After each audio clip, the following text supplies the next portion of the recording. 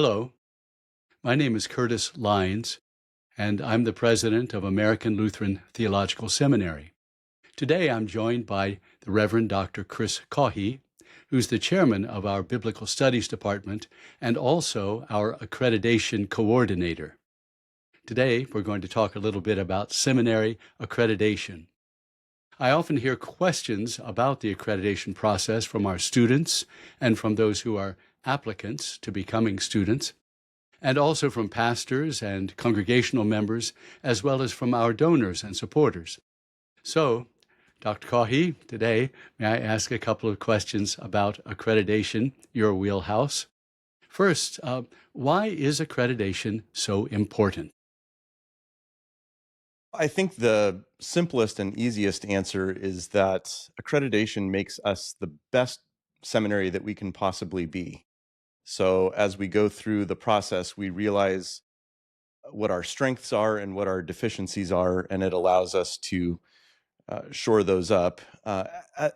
Another reason that applicants might be asking you about accreditation is that it's involved in being able to transfer credits between institutions. And so that's why they would be concerned about accreditation. It sounds as though this could be a pretty complicated process. Can you talk about that?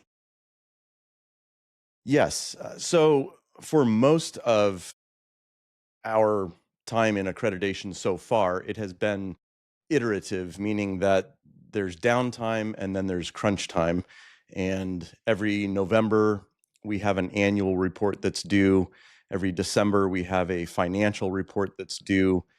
But this year, we have embarked on a self-study that we can talk more about in a minute. But the self-study means that it's all hands on deck, and it's going to be a long process during this year of work. And so we've gone from iterative to almost full time.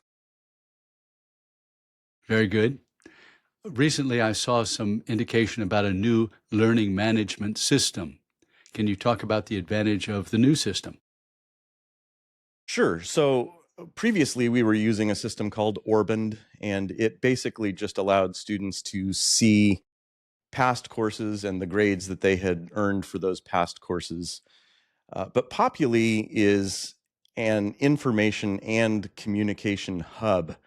And so students can not only see past courses and what they've earned for those courses, but they can see future courses and plan ahead for what they need to take.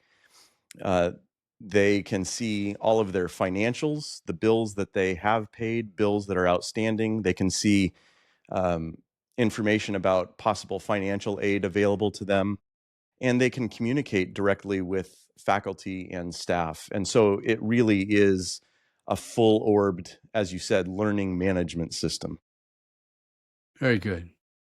The Commission for Higher Education oversees our seminary, and recently they've reported a number of new policies that the seminary has enacted, an assessment plan for each of our degree programs, a data acquisition plan in order to verify our objectives and outcomes, conflict of interest policies, recruitment policies, and so forth.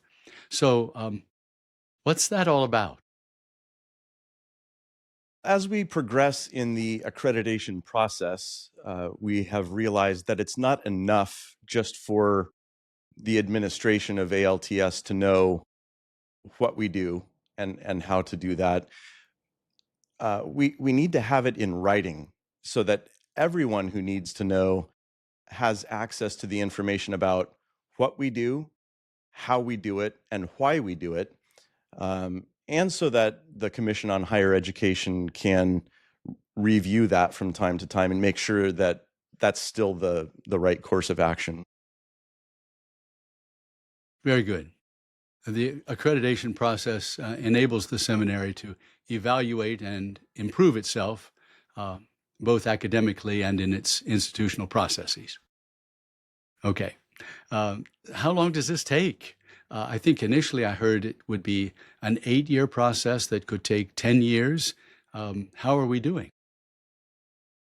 So there are two phases in the process of the ABHE, which is the accrediting agency that we're associated with. The first phase is the applicant phase, and the second phase is the candidate phase. And then the final state is fully accredited. We are currently in the applicant phase, and we are halfway through that. So at this point, we are looking at 6 more years of accreditation, but we have submitted a formal request for acceleration. We're prayerful that the ABHE will grant that request, and if they do, it could shave off as much as 2 years from the applicant phase, but more realistically, 1 year. And we will have that same opportunity in the candidate phase as well to request acceleration. Very good. So the accreditation process benefits the seminary, obviously, because it improves the seminary.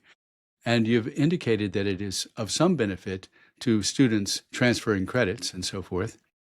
By and large, how would you say that the accreditation process benefits the congregations of our church body, the members of our church body, and the students in general?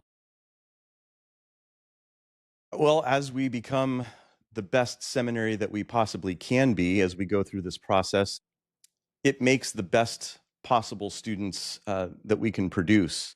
And that translates to each individual layperson in the AALC, because it means that they will get best possible pastor that we can produce. Amen. That sounds great. I think that's all the questions that I have for today. I sure thank you for sitting with us for this brief conversation. Folks are always asking about the accreditation process and how we're doing. So we thank you, Reverend Dr. Chris Caughey, the Professor of Biblical Studies at American Lutheran Theological Seminary, and our accreditation coordinator. Our seminary continues to provide our church body and others with the next generation of men to become ordained pastors, and also to provide the next generation of women and men who will be serving as lay leaders in our congregations and across the Christian church. So, thank you for serving American Lutheran Theological Seminary. That is the premier confessional Lutheran seminary accessible to the world. There is gladness